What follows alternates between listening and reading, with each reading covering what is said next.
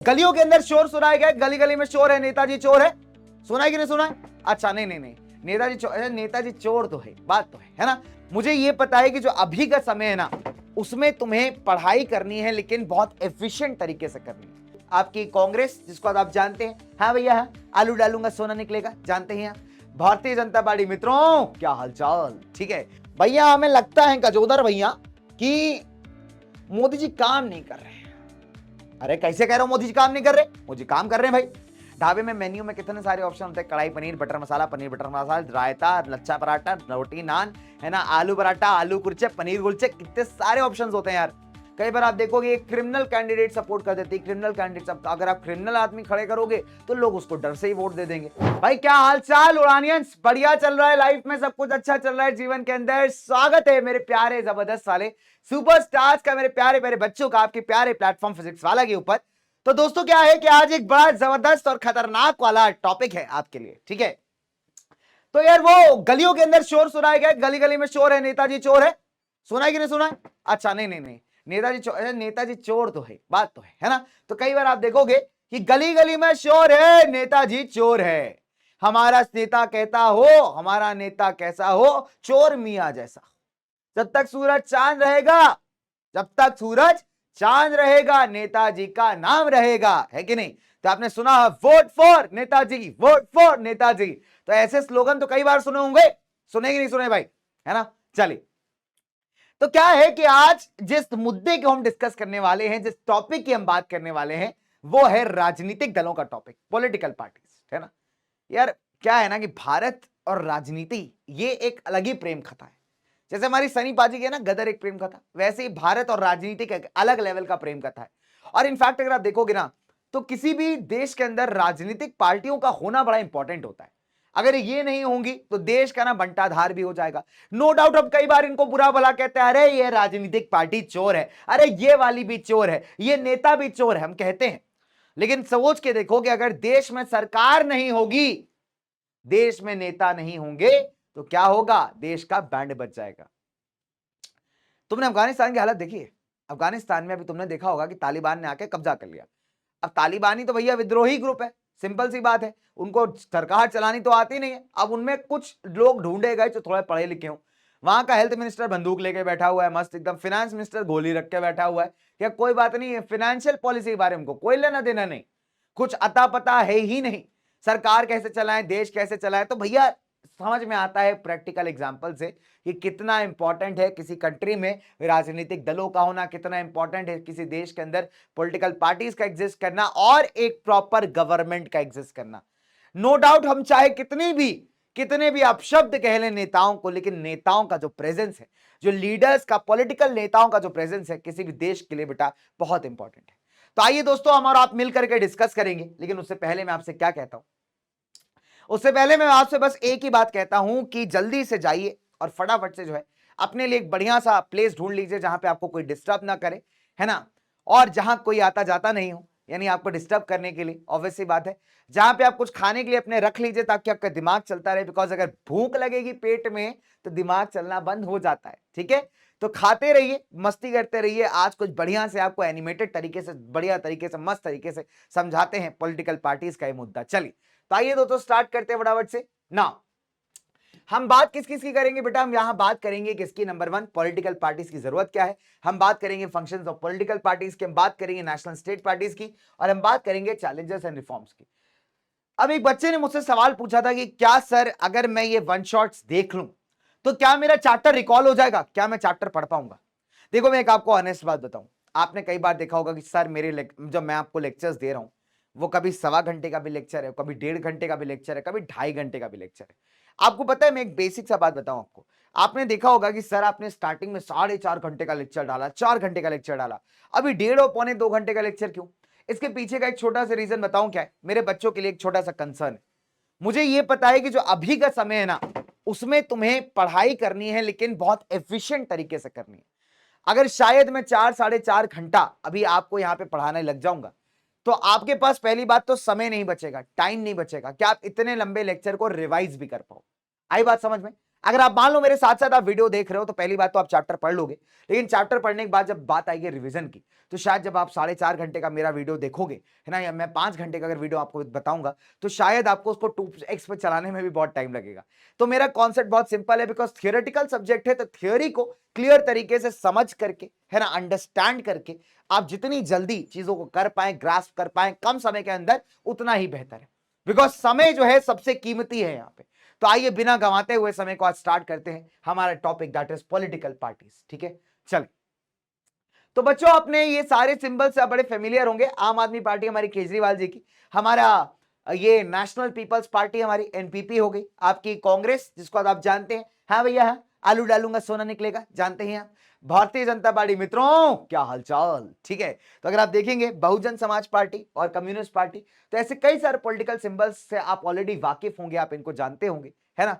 चलिए, अब सवाल उठता है कि sir why do we need political parties. एक बड़ा अच्छा बड़ा जबरदस्त मुद्दा है ना, कि हमें पॉलिटिकल पार्टीज की जरूरत क्या है, ऐसा क्या है पॉलिटिकल पार्टीज के अंदर, है ना, जो हमें इस पॉलिटिकल पार्टीज की जरूरत है। चलिए आप ही बताइए मेरे को कि आपको क्या लगता है इस पॉलिटिकल पार्टीज में ऐसा क्या स्पेशल है जो आपको चाहिए। ठीक है, बहुत सिंपल शब्दों में बात करूं, पॉलिटिकल पार्टीज की जरूरत पता है क्यों? ताकि लोगों के जो अलग अलग ओपिनियंस है ना, उसको एक प्रॉपर डायरेक्शन दे करके उसके रिस्पेक्ट में कोई प्रॉपर लॉ बनाने के लिए, कानून बनाने के लिए। देखो देश में एक लीडरशिप की जरूरत हमेशा होती है। जैसे क्रिकेट टीम को कैप्टन की जरूरत है। अगर आप देखेंगे क्रिकेट टीम के, नो डाउट कि सारे प्लेयर्स बहुत अच्छे होंगे, बहुत जबरदस्त होंगे, हो सकता है टीम के कैप्टन से ज्यादा अच्छा खेलते हो, लेकिन टीम का कैप्टन उन सारे प्लेयर्स को डायरेक्शन देता है, बांध के रखता है, गाइड करता है, बताता है कि उनकी स्किल्स और एबिलिटीज को कहां यूज करना है, कैसे यूज करना है। सेम तरीके से एक पॉलिटिकल पार्टी करती है, लोगों के एस्पिरेशंस के, लोगों के डिमांड्स को, लोगों के सपनों को, लोगों की बातों को एक डायरेक्शन देना, एक प्रॉपर तरीके से बताना, यही तो पॉलिटिकल पार्टीज का काम है।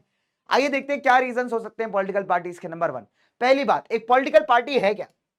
एक पॉलिटिकल पार्टी ऐसे लोगों का ग्रुप है, अ ग्रुप ऑफ पीपल जो आते हैं साथ में मिलकर के, जिनकी आइडियोलॉजी, जिनकी सोच, जिनकी विचारधाराएं एक जैसी है, और जो चुनाव लड़ना चाहते हैं, कंटेस्ट करना चाहते हैं इलेक्शंस। एक पॉलिटिकल पार्टी को खास यही बात बनाती है कि एक political party is a group of people जिनके विचारधाराएं, सोच एक तरीके की काफी मिलती जुलती हैं, और जो कि क्या करना चाहते हैं बच्चे, चुनाव लड़ना चाहते हैं और चुनाव लड़के जीतना चाहते हैं। और जब ये चुनाव जीतते हैं तो इनके हाथ में आती है पॉलिटिकल पावर। किसी भी पॉलिटिकल की पार्टी की जो असली पावर है वो तभी बनती है जब वो चुनाव जीतती है, एक सरकार बनाती है। जिस पॉलिटिकल पार्टी के पास चुनावी जीत नहीं, जिस पॉलिटिकल पार्टी के पास सरकार बनाने का पावर नहीं, उसका पॉलिटिकल पावर भी कुछ खास आपको नहीं दिखाई देगा। तो जब आपने देखा होगा कि जब जब जिस पार्टी की सरकार होती है ना भाई, देश के अंदर उसका बड़ा रौला होता है। पहले कांग्रेस की सरकार थी, उनका रौला था, अभी बीजेपी की सरकार है, एनडीए की सरकार है, इनका रौला है। तो ऐसे अगर आप देखोगे, रौले का मतलब है थोड़ा इन्फ्लुएंस, प्रभाव लोगों पे। तो लोगों ने पहले कांग्रेस को पसंद किया, बीजेपी को बड़े पसंद करते हैं लोग, है ना, डेफिनेट सी बात है। तो नेता, हम कई बार कहते हैं ना, ये नेता काम नहीं कर रहा, वो नेता काम नहीं कर रहा। अगर नेता काम नहीं करता ना, तो डेमोक्रेसी की खूबसूरती यही है कि वो लोगों के पास पावर देती है कि आप अपने नेता को बदल सकते हैं। लोगों को लगा यार यूपीए गवर्नमेंट काम नहीं कर रही, लोगों ने बीजेपी गवर्नमेंट को मौका दिया कि आप आइए जीतिए। लोगों को लगा अच्छा काम कर रही, तो लोगों ने दोबारा मौका दिया, है ना। अब 2024 में आप देखोगे चुनाव, आप देखिए दोबारा से लोगों का मत जानते हैं क्या होने वाला है। चलिए, तो अगर आप देखोगे ये कुछ पॉलिसीज और प्रोग्राम्स पे एग्री करते हैं जो कि पूरे समाज के लिए बढ़िया है, पूरे समाज के लिए अमेजिंग है, और पूरे समाज का कलेक्टिव गुड प्रमोट करना, यही एक पॉलिटिकल पार्टी का मेजर एजेंडा है। आगे बात करेंगे। अच्छा, और आपको पॉलिटिकल पार्टीज क्यों चाहिए, आइए बात समझते हैं। पार्टी जो है ना, अलग अलग प्रकार के डिविजन्स को यहां पे समाज के अंदर पेश करती हैं। अब देखिए फॉर एग्जांपल, समाज जो है कई सारी चीजों पे डिवाइडेड है, चाहे धर्म के नाम पे हो, चाहे कम्युनिटी के नाम पे हो, चाहे बिलीफ्स के नाम पे हो, अलग अलग कल्चर है। इन सब चीजों को एकदम सही तरीके से, ऑर्गेनाइज तरीके से प्रेजेंट करना, इनके व्यूज को, इनके डिमांड्स को आगे रखना, यही तो पॉलिटिकल पार्टीज का काम है। अगर आप देखोगे, पार्टी को जाना जाता है किस चीज के लिए वो स्टैंड करती है। अगर आप देखोगे अलग अलग पॉलिटिकल पार्टीज के अलग अलग पॉलिसीज है। कभी कभी कुछ पॉलिटिकल पार्टी समाज के कुछ स्पेशल ग्रुप्स को सपोर्ट करती है, कभी कुछ पॉलिटिकल पार्टी समाज के कुछ स्पेशल रिलीजन्स को सपोर्ट करती हैं। तो हर एक पॉलिटिकल पार्टी का ना कुछ इंपॉर्टेंट अंग है, कुछ इंपॉर्टेंट कंपोनेंट्स है। तो हर एक पॉलिटिकल पार्टी 3 इंपॉर्टेंट कंपोनेंट से मिलकर बनती है, पार्टी के लीडर्स, उसके एक्टिव मेंबर्स और उसके फॉलोअर्स। आपने देखा होगा कि कभी कभी अगर आप गलती से किसी पॉलिटिकल पार्टी के बारे में बुराई कर दो, अब 4 लोग बैठे हैं चाय की टपरी पे, न्यूज़पेपर पढ़ रहे हैं, भैया हमें लगता है गजोदर भैया कि मोदी जी काम नहीं कर रहे हैं। अरे कैसे कह रहे हो मोदी जी काम नहीं कर रहे? मोदी जी काम कर रहे हैं भाई, है ना। अरे यार कैसे, इससे पहले, अच्छा इससे पहले कौन सा विकास था? कुछ हो रहा था, डेवलपमेंट हो रहा था, मोदी जी आए हैं तो विकास हुआ है। अरे भैया राम खिला, क्या बात करते, हमारी तरह तो सड़क नहीं बनी। अरे तो मोदी जी थोड़ी बनवाएंगे सड़क, जाओ पार्षद से बात करो, जाकर के अपने विधायक से बात करो, वो बनवाएगा।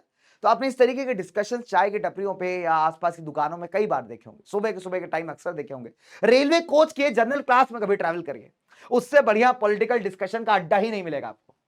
फैक्ट है, पॉलिटिकल कभी डिस्कशन आपको सुनना हो तो रेलवे के स्लीपर क्लास या जनरल क्लास में ट्रैवल करके देखिए, वहां लोगों के इतने ओपिनियंस आपको पता चल जाएंगे, फिर आपको पता चलेगा कि अगर गलती से लोगों के हाथ में रूल्स बनाने की, लॉज बनाने की पावर आ जाती तो कोई कानून कभी बन ही नहीं सकता था। तब आपको लगेगा हाँ यार पॉलिटिकल पार्टी जरूरी तो है, क्योंकि लोगों के जब ओपिनियन सुनोगे ना, उनकी बातें सुनोगे, आपको लगेगा अरे। और ये वो बड़े इंटरेस्टिंग डिस्कशन होते हैं, मैं आपको सही बताऊं, बीच में चने वाला आ रहा होता है, मूंगफली वाला होता है, चाय वाला हो रहा होता है, चाय पीते पीते, चाय की चुस्की लेते लेते कई सारे राजनीतिक मुद्दों पे बात हो जाती है, वो सफर ऐसे ही कट जाता है। तो उसका अपना ही एक मजा है ना। तो अगर आप देखेंगे तो ये लोग कौन है जो इस डिस्कशंस को कर रहे हैं, हर एक पार्टी के अलग अलग फॉलोअर्स हैं, हर एक पार्टी को अलग अलग तरीके से मानने वाले लोग हैं, है ना। तो इसको आप पार्टीशनशिप भी कह सकते हैं, और ऐसे आदमी को एक पार्टीशन कह सकते हैं जो किसी पर्टिकुलर पार्टी की तरफ बहुत ज्यादा प्यार लगता है, लगाव रखता है, प्रेम रखता है कि नहीं दोस्तों। चलिए, तो एक पॉलिटिकल पार्टी तीन मेजर लोगों से बनके मिलकर बनी है। नंबर 1 उसके लीडर्स, नेता, उसके मेंबर्स, कार्यकर्ता, और तीसरे उसके फॉलोअर्स, है ना। चलिए, तो बात समझ में आई, यहां तक बात क्लियर हुई, यहां तक आगे बढ़ेंगे दोस्तों। अब सवाल उठता है कि इस पॉलिटिकल पार्टी, किसी भी पॉलिटिकल पार्टी का क्या फंक्शन होता है, क्या एक पॉलिटिकल पार्टी करती है ना। बड़े अच्छा क्वेश्चन है ये, क्वेश्चन कई बार लॉन्ग आंसर्स में आता है, आप याद रखिएगा, ये क्वेश्चन कई बार लॉन्ग आंसर्स में आता है, पूछा जाता है। तो जब मैं कोई चीज बताता हूं बेटा, तो उसको हमेशा नोट करते रहा करो। इसके नोट्स तो आपको मिल ही जाएंगे, प्रॉपर नोट्स फॉर्मेट में ही बनाया है आज का पीपीटी, है ना, आज का पूरा लेक्चर, जिससे अगर आपके क्वेश्चन आंसर्स आए तो आप एज इट इज उठा के यहां से पॉइंटर्स लिख सको। एज इट इज मतलब जैसा लिखा है वैसे का वैसा उठा के लिख दोगे तो भी नंबर पूरा में पूरा मिल जाएगा। समझे कि नहीं समझे। तो देखो तुम्हारा समय बचा लिया यहाँ पे बढ़िया से एकदम, ठीक है। चलिए, तो आइए डिस्कस करते हैं कि पॉलिटिकल पार्टी क्या करती है, what is the function of a political party, है ना। चलिए, अगर नंबर 1 पहले मैं बात करूं, पार्टी इज द चुनाव लड़ती, द कंटेस्ट सिलेक्शन, जो कि इनका सबसे इंपॉर्टेंट फंक्शन, अदरवाइज ये पॉलिटिकल पार्टी नहीं कहलाएगी अगर चुनाव न लड़े तो, ठीक है। पार्टीज जो है ना अलग अलग पॉलिसीज को लोगों के आगे रखती हैं। आप देखिए कभी चुनाव होते हैं तो चुनाव के अंदर पॉलिटिकल पार्टीज कई सारे वायदे करती हैं, अगर हम जीत गए तो हम ये करेंगे, अगर हम ये करें तो हम वो करेंगे। अभी मैंने देखा, आज एक न्यूज पढ़ रहा था कि किसी देश का प्रेसिडेंट है, तो उसका चुनावी मुद्दा यह है कि उस देश में ना हमारे इंडियन मिलिट्री के भी कुछ ट्रूप्स हैं, मतलब वहां पे कुछ सोल्जर्स हैं।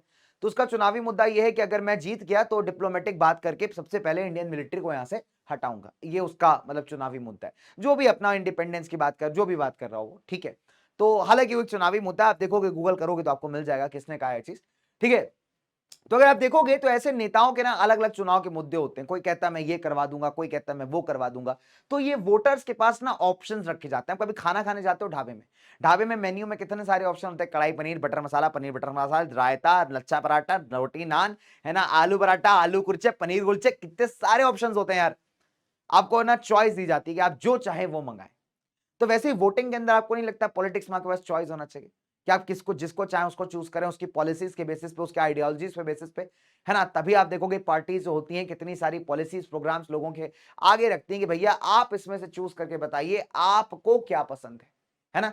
चलिए, पार्टीज एक डिसाइसिव रोल प्ले करती हैं बेटा जब कोई भी डिसीजन लेना होता है देश के अंदर। अब आप देश के सांसद की बात कर लीजिए भाई, सांसद क्या होता है, पार्लियामेंट होता है जहां लोकसभा है, राज्यसभा है, और उसका इसका बड़ा इंपॉर्टेंट पार्ट आपके देश के राष्ट्रपति भी है। तो पार्लियामेंट इन्हीं से मिलकर बना है, लोकसभा, राज्यसभा और आपके प्रेसिडेंट। तो लोकसभा के अंदर कौन होता है, लोकसभा के अंदर वही तो पॉलिटिकल पार्टी होती है जिसको आप वोट देके जिताते हो। सरकार होती है जिसकी रूलिंग पार्टी जिसको हम कहते हैं। तो उसका काम क्या होता है यार, देश के लिए अलग अलग डिसीजंस लेना, ऑपोजिशन के साथ मिलकर के, बाकी नेताओं के साथ मिलकर के, मंत्रियों के साथ मिलकर के देश की भलाई के लिए कोई डिसीजन लेना, यही तो उसका काम है। कौन करता है, पॉलिटिकल पार्टीज करती हैं। पार्टीज क्या करती हैं बेटा, they form and run governments. ये पहली बात सरकार बनाती, कैसे बनाती, जब चुनाव में इनको वोट्स मिलते, जब ये चुनाव जीतती हैं तो क्या बनाती हैं, सरकार बनाती है। और सरकार बनाने के बाद सरकार चलाती है, यही सरकार देश को चलाती है। 2019 में जब चुनाव लड़ा गया दोबारा से, बीजेपी को 303 सीटें मिली, उस टाइम पे एकदम गजब की मेजोरिटी मिला, दोबारा से बीजेपी ने एनडीए सरकार बनाई। NDA is the national democratic alliance, और भी पार्टीज हैं इसके साथ। और जब मिलकर के इन्होंने सरकार बनाई, बढ़िया चुनाव लड़ा, चुनाव जीते, और यही सरकार तो आज देश को चला रही है। तो ये क्या है, एक इंपॉर्टेंट फंक्शन है किसका, पॉलिटिकल पार्टी का, है ना। चलिए आगे बात करेंगे फटाफट से। नाउ इसके अलावा अगर आप देखोगे कि जो पार्टियां चुनाव हार जाती हैं बेटा, वो रोल प्ले करती हैं ऑपोजिशन पार्टी का। अगर आप देखोगे लगभग लगभग 52 सीटें मिली थी कांग्रेस को, तो कांग्रेस अकेले तो ऑपोजिशन बन नहीं पाई, बिकॉज ऑपोजिशन के लिए भी एक सर्टेन नंबर होता है, बट इसने क्या किया, अलायंस बना लिया बाकी छोटी छोटी पार्टी से जो अभी चुनाव हार गई थी। तो जो पार्टियां चुनाव हारती हैं वो सदन के अंदर, पार्लियामेंट के अंदर ऑपोजिशन पार्टी का रोल निभाती है। अब उसमें जो सबसे ज्यादा जिसको वोट्स मिले होते हैं जिन पार्टीज में से, हारने वाली पार्टीज को, रनर अप पार्टी को, वो आपकी लीडर ऑफ द अपोजिशन बन जाती है ना, उसकी तरफ से वो एक अपना नेता डिक्लेयर करती है जो लीड करता है पूरे ऑपोजिशन को। तो एक संसद के अंदर, एक पार्लियामेंट के अंदर दो बड़े ग्रुप्स हैं, एक आपका रूलिंग पार्टी और दूसरा आपका ऑपोजिशन पार्टी। यानी एक पार्टी आपकी सारी सारी स्कीमें बताएगी, दूसरी पार्टी कई बार उसको क्रिटिसाइज करेगी, अपोज करेगी। और ऑपोजिशन का होना, एग्जिस्ट करना किसी भी लोकतंत्र के लिए एक बहुत हेल्दी बात है, बहुत बढ़िया चीज है, बहुत जबरदस्त है। ठीक है, इसका रीजन है, अगर ऑपोजिशन ही एग्जिस्ट नहीं करेगा लोकतंत्र में, तो यार फिर तो डेमोक्रेसी का मतलब ही नहीं रह गया। रूलिंग पार्टी आएगी, जो उसके मन में करेगा वो चाहेगा वो करेगी, जो जैसा कानून बनाना हो, जैसा रूल बनाना हो, जैसा लॉ बनाना हो, जैसे उसके मन में आएगा वैसे रूलिंग पार्टी करेगी।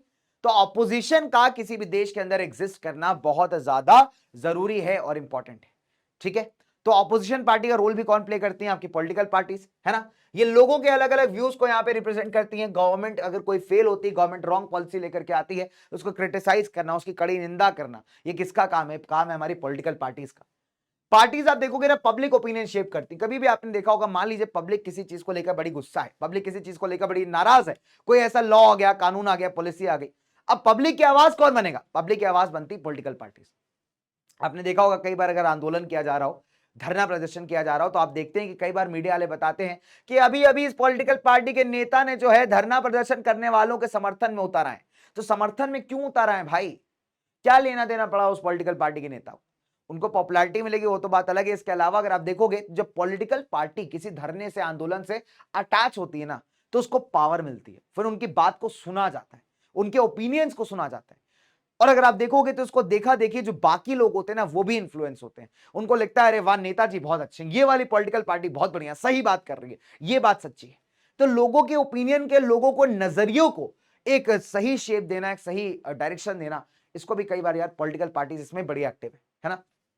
चलिए, पार्टीज जो है ना बेटा, लोगों को गवर्नमेंट मशीनरी तक एक्सेस प्रोवाइड करवाती है। फॉर एग्जांपल मान लीजिए सरकार ने कई बार कई सारे कानून बनाए हैं, स्कीम्स बनाए हैं, स्कीम्स तक पहुंचाएगा कौन लोगों तक, इसको पहुंचाने का काम किसका है, आपकी पॉलिटिकल पार्टीज का। तो दैट इज द रीजन, आप देख सकते हो कि हमारी जो पॉलिटिकल पार्टीज है वो कितना ज्यादा यहाँ पे बड़ा और इंपॉर्टेंट रोल यहाँ पे प्ले करती है। ठीक है, डन। चलिए, सॉर्ट है भाई लोग, चलिए तो बात समझ में आई यहां तक, दिस इज क्लियर बच्चों। चलिए, तो पॉलिटिकल पार्टीज के फंक्शंस आते हैं, आपसे लॉन्ग आंसर से पूछेगा, तो अभी आपको समझ में आएगी पॉलिटिकल पार्टीज क्या क्या काम करती हैं बच्चे। आप 4 से 5 फंक्शंस यहाँ पे याद कर लीजिए, आपका काम बन जाएगा। ऐसा नहीं कि अगर आप सारे नहीं याद कर पाते, आप 4 से 5 भी याद कर लेंगे तो मोर देन सफिशिएंट है। हो सकता है आपसे 2 ही फंक्शंस पूछे, हो सकता है आपसे 4 ही पूछे, हो सकता है आपसे 5 ही पूछे, तो 5 एटलीस्ट लर्न कर लेना, बहुत जरूरी है, इंपॉर्टेंट है। ठीक है, डन। चलिए आगे बात करते हैं। ठीक है, चलो तो लेट्स मूव फर्दर, आगे बात करेंगे बच्चों। यहां पे अब सवाल उठता है कि सर पॉलिटिकल पार्टीज इतनी इंपॉर्टेंट क्यों, नेसेसिटी कौन है ना, what is the necessity of a political parties, क्यों ये इतनी जरूरी है, क्यों इतनी इंपॉर्टेंट है किसी लोकतंत्र के अंदर। तो इस जवाब का, इस सवाल का जो जवाब है बड़ा आसान है। देखिए, नंबर 1, हमको पॉलिटिकल पार्टीज क्यों चाहिए, बिकॉज ये सारे फंक्शंस परफॉर्म करती है जो हमने अभी डिस्कस किए। अपार्ट फ्रॉम दिस अगर आप देखोगे तो पॉलिटिकल पार्टीज लोगों के अलग अलग नजरियों को, लोगों के व्यूज को और उनके प्रॉब्लम्स को, इश्यूज तक, सरकार तक पहुंचाने का काम यही करती हैं। सरकार तक कौन लेके जाएगा, अभी मैंने आपको धरना प्रदर्शन का एग्जांपल दिया, जब अलग अलग राजनीतिक दल उस धरने से जुड़ेंगे तो धरना प्रदर्शन, उसका जो मुद्दा है, जो टॉपिक ऑफ डिस्कशन है, वो और बड़ा बनेगा, और बड़ा बनेगा, साथ ही साथ सरकार तक उनकी आवाज पहुंचेगी, बात पहुंचेगी, तो सरकार को भी मजबूर होना पड़ेगा कि उस पर दोबारा से विचार किया जाए, उसको सोचा जाए। अगर आप देखोगे तो अलग अलग लोगों के रिप्रेजेंटेटिव्स को एक साथ लेकर के आना, अगर आप देखोगे तो अब ये भारत के अंदर जब कोई सरकार बनती है तो किसी इसमें कोई एक रिलीजन या एक कम्युनिटी का आदमी नहीं होता, उसमें अलग अलग रिलीजन के लोग होते हैं, अलग अलग कम्युनिटी के लोग होते हैं, और सब मिलकर के यहाँ पे सरकारें बनाते हैं। ठीक है, बात समझ में आई। सारे लोग मिलकर के यहाँ पे क्या करते हैं बेटा, सरकार बनाते हैं, और एक सरकार जो बनती है काफी इंक्लूसिव सरकार होती है ना, जिसमें अलग अलग कम्युनिटीज के लोग हैं, अलग अलग समुदाय के लोग हैं। तो अपने को ये बात अच्छे से ध्यान रखनी है। ठीक है दोस्तों, चलिए, तो अगर आप देखोगे तो इसके अलावा अगर हम बात करें तो they work as a mechanism, है ना, ये एक मैकेनिज्म, एक प्रोसेस की तरह काम करती है। सरकार को या तो सपोर्ट करेंगी या तो सरकार को रोकेंगी। अगर सरकार ने कुछ गलत पॉलिसीज बना दी है तो या तो अगर सही पॉलिसी होगी तो उसको जस्टिफाई करेगी, प्रमोट करने का काम करेगी। अगर सरकार ने कोई गलत पॉलिसी बना दी है तो उसको अपोज करने की जिम्मेदारी भी किसकी है? हमारी पॉलिटिकल पार्टीज की। जब कोई पॉलिटिकल पार्टी एक ऑपोजिशन का रोल प्ले करती है तो सरकार की गलत पॉलिसी को क्रिटिसाइज करना, पार्लियामेंट के अंदर उसका विरोध करना, उस पॉलिसी में चेंज का डिमांड करना, ये किसका काम है? एक पॉलिटिकल पार्टी का काम है। तो आप कह सकते हो पॉलिटिकल पार्टीज क्या करती हैं? फुलफिल करती हैं हर एक नीड को जो एक रिप्रेजेंटेटिव गवर्नमेंट का होना चाहिए। रिप्रेजेंटेटिव गवर्नमेंट यानी कि ऐसी सरकार जहां पे लोग अपने रिप्रेजेंटेटिव्स को चूज करते हैं वोटिंग के थ्रू, इलेक्शंस के थ्रू, चुनाव के थ्रू, और वो लोग जाके सरकार बनाते हैं, फॉर्म करते हैं और देश को चलाते हैं। That is called as representative democracy. जैसे भारत के अंदर हम अपने नेता चूज करते हैं और ये नेता क्या करते हैं बेटा? आगे जाते हैं, आगे जाकर के सरकार बनाते हैं और यही सरकार हमारे देश के लिए लॉज बनाती है, कानून बनाती है। ठीक है, बात समझ में आई? चलिए ठीक है दोस्तों, चलो अब एक बड़ा इंटरेस्टिंग सवाल आपसे करता हूं, बहुत इंटरेस्टिंग सवाल। ठीक है, पानी वानी पी लो यार, ऐसा कोई दिक्कत नहीं है, पानी वानी पीते रहा करो, बढ़िया रहता है इससे, है ना। पानी पीते रहोगे तो बढ़िया एकदम दिमाग चलता रहेगा। कुछ खा लिया करो, लाइट लाइट खाओ, हैवी मत खाना। हैवी खाओगे तो दिमाग एकदम फ्यूज हो जाएगा, बंद हो जाएगा, तो इसलिए लाइट खाना यार, और लाइट खाते रहो। चलिए, तो आगे हम बात करेंगे। फिलहाल यहाँ पे अब सवाल उठता है कि सर कितनी पॉलिटिकल पार्टी सही होती हैं? अगर मैं आपको नंबर की बात करूं तो लगभग 750 से ज्यादा पॉलिटिकल पार्टीज भारत का जो इलेक्शन कमीशन है, निर्वाचन आयोग है, उसके साथ रजिस्टर्ड है। क्या सारी रजिस्टर्ड पार्टी चुनाव लड़ती हैं? इसका जवाब है नहीं। कई बार देखो, इंडिया में पॉलिटिकल पार्टी कोई बना सकता है, मैं बना सकता हूं, तुम भी बना सकते हो, हम लोग मिला करके पॉलिटिकल पार्टीज बना लेंगे। मेरे सारे पीडब्ल्यू वाले बच्चों के साथ मिलकर एक पॉलिटिकल पार्टी बना लेंगे, कोई दिक्कत नहीं। लेकिन वो पॉलिटिकल पार्टी जब तक चुनाव नहीं लड़ेगी, जब तक जीतेगी नहीं, उस पॉलिटिकल पार्टी का कोई लॉजिक नहीं। ठीक है, तो पॉलिटिकल पार्टीज तो बहुत सारे लोग बना लेते हैं, लेकिन कितने लोग उसमें से चुनाव लड़ते हैं वो देखने वाली बात है। तो पॉलिटिकल पार्टीज तो यूं तो 750 से ज्यादा रजिस्टर्ड है अभी, किसके साथ? हमारे इलेक्शन कमीशन के पास। लेकिन बहुत ही कम ऐसी पॉलिटिकल पार्टीज हैं जिनको आप एक्चुअली जानते हो, और इलेक्शन कमीशन भी पॉलिटिकल पार्टीज के परफॉर्मेंस के बेसिस पे उनको पहचान देता है, रिकॉग्निशन देता है, फिर बाद में उसको हम रिकॉग्नाइज पार्टीज भी कहते हैं। चलिए, बहुत सारी ऐसी बातें हम आगे करेंगे इसको। नाउ अब सवाल होता है कि कितनी पॉलिटिकल पार्टीज एकदम सही है। तो हमने क्या पढ़ा कि 750 से ज्यादा पॉलिटिकल पार्टीज रजिस्टर्ड है, लेकिन सारी पार्टीज इसमें से चुनाव नहीं लड़ती। अगर आप देखोगे ऐसा क्यों है? बिकॉज कई बार सारी पार्टीज के पास हो सकता है फंड्स ना हो, पैसे ना हो, ऐसे बहुत सारे चैलेंजेस होते हैं। कई बार पॉलिटिकल पार्टीज नहीं भी लड़ती। ठीक है, जो छोटी मोटी पॉलिटिकल पार्टीज होती हैं। अब हम बात करते हैं कि वर्ल्ड के अंदर कितने टाइप के पॉलिटिकल पार्टी सिस्टम्स। तो अगर आप देखोगे मोटा मोटा वर्ल्ड में 3 मेजर पॉलिटिकल पार्टी सिस्टम्स आपको मिलेंगे।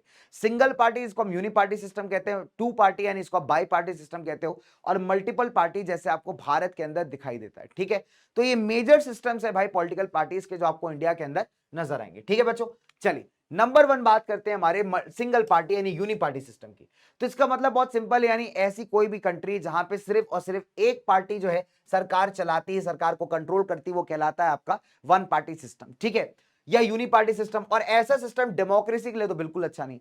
आपको चाइना की कहानी याद है? क्लास 9 के अंदर पढ़ी थी, याद है? अब जब आप छोटे बच्चे थे, हाफ निक्कर पहनते थे, हाफ शर्ट पहनते थे, नाक आपकी बहती थी, क्लास 9 की कहानी याद है आपको कि नहीं? हाँ, तो वहां हमने पढ़ा था ना कि भैया चाइना के अंदर क्या है, चाइनीज कम्युनिस्ट पार्टी, ये बाकी किसी ऑपोजिशन पार्टी को खड़ा ही नहीं होने देती। इनफैक्ट अगर कोई छोटी छोटी पार्टीज भी हैं तो इसी का ग्रुप है। तो एक बड़ा अच्छा एग्जांपल है बेटा यहाँ पे कि एक ही पार्टी वहां पे रूल कर रही है, चाइनीज कम्युनिस्ट पार्टी वहां पे लगी हुई है। तो ऐसे पार्टीज जो है आपको डेमोक्रेसी के अंदर बिल्कुल नहीं मिलेंगी, बिकॉज डेमोक्रेसी कभी भी ऐसे कॉम्पिटिशन की बात करता ही नहीं। अब क्या होता है बच्चे, कई बार आप देखेंगे कि जो मेजर पॉलिटिकल पावर है वो ज्यादातर दो पार्टीज के बीच में चेंज हो रही है। यानी देश के अंदर दो ही ऐसी मेजर पार्टीज हैं जिनका ज्यादा चांस है यहाँ पे सरकार बनाने का। बाकी छोटी छोटी पार्टीज हो सकता है मे भी एग्जिस्ट करती हूँ, बट वो कभी सरकार बना नहीं पाती। तो यहाँ पे पावर का जो गेम है, पावर जो चेंज हो रही है, वो जनरली दो पार्टीज के बीच में हो रही है। तो ऐसे सिस्टम को आप कहते हैं बेटा बाई पार्टी सिस्टम। ठीक है, या टू पार्टी सिस्टम। ठीक है, अगर कभी इसको टू पार्टी की जगह बाई पार्टी आ जाए तो बाई का मतलब भी टू ही होता है, तो बाई पार्टी सिस्टम कह लीजिए या फिर आप इसको टू पार्टी सिस्टम कह लीजिए, दोनों सेम है।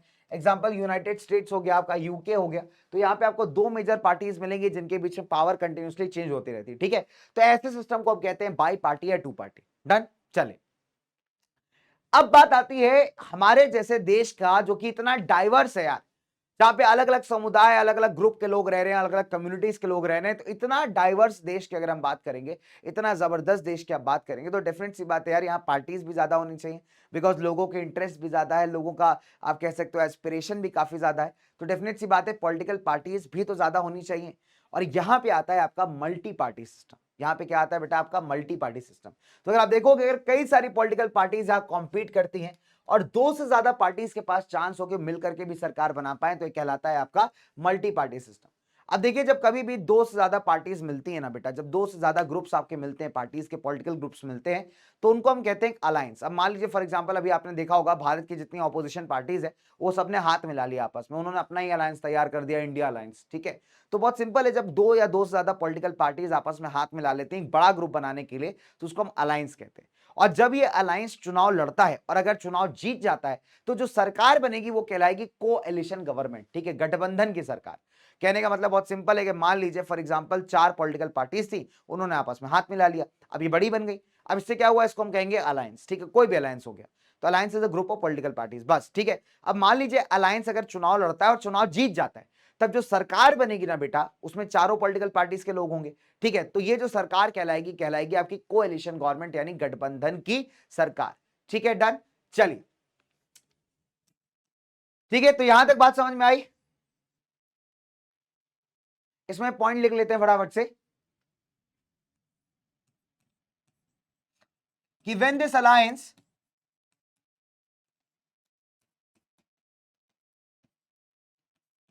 contest elections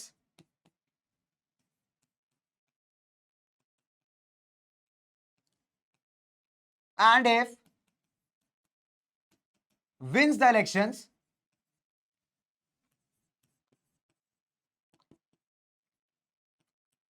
तो जो आपकी गवर्नमेंट फॉर्म्ड है ना बेटा, that is called government formed is called coalition government.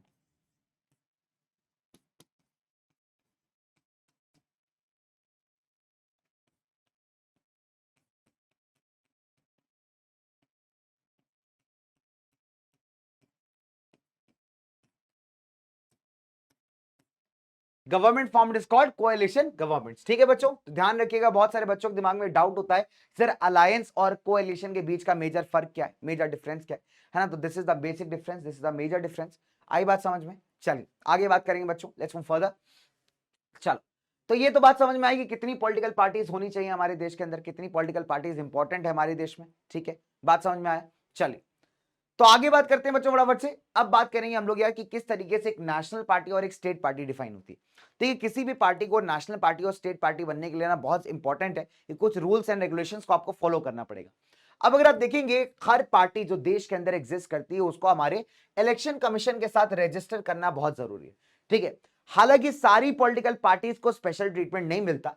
कुछ बड़ी पॉलिटिकल पार्टीज जो आपकी बहुत टाइम से बहुत अच्छा परफॉर्म करती आई हैं इलेक्शंस के अंदर, उनको क्या करता है हमारा इलेक्शन कमीशन, कुछ स्पेशल बेनिफिट्स ऑफर करता है।